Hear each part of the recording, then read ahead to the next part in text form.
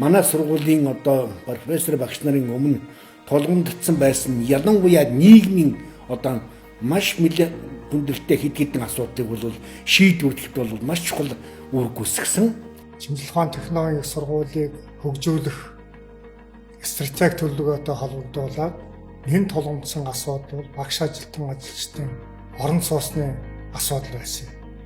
Энэ асуудлаар бол бид нар одоо санал нэгдээд энэ хөтөлбөрийг хэрэгжүүлэе гэж проректор удирдан одоо ажилласан. За энэ ажлыг бол 2010 оноос эхлүүлээд 14 онд ашиглалтанд орсон. Багш ажилчид бол одоо 180 одоо багш ажилчид академийн одоо тэнд баригдсан. Энэ одоо нийгмийн асуудал шийдсэн. Энэ барилгууд бол бид нэр бол одоо хүртэл доктортой ажилтнууд амьдарч байна.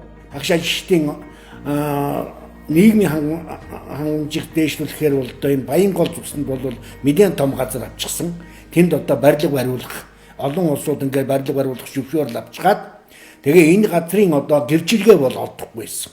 Энд бол одоо мэдээ хэдэн жил манай сургууль хөөцөлтөд авч чадахгүйсэн. За энэ үнийг өөрөө гардан хөөцөж жоход энэ гэрчилгээ авчихсан.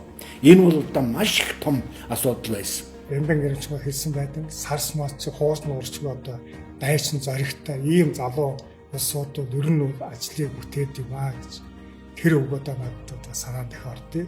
Тийм учраас одоо дамжин юм бол аливаа ажлыг одоо хийхин төлөө өөрийнхөө оюун мэдлэг чадвар өөрийнхөө туршлага бас улс төрөөр нэлээд одоо олон жил бас ажилласан хүнтэй одоо харьцан багаар ажиллах чадвараар нэгэн одоо сайн ийм залуу гэж би одоо.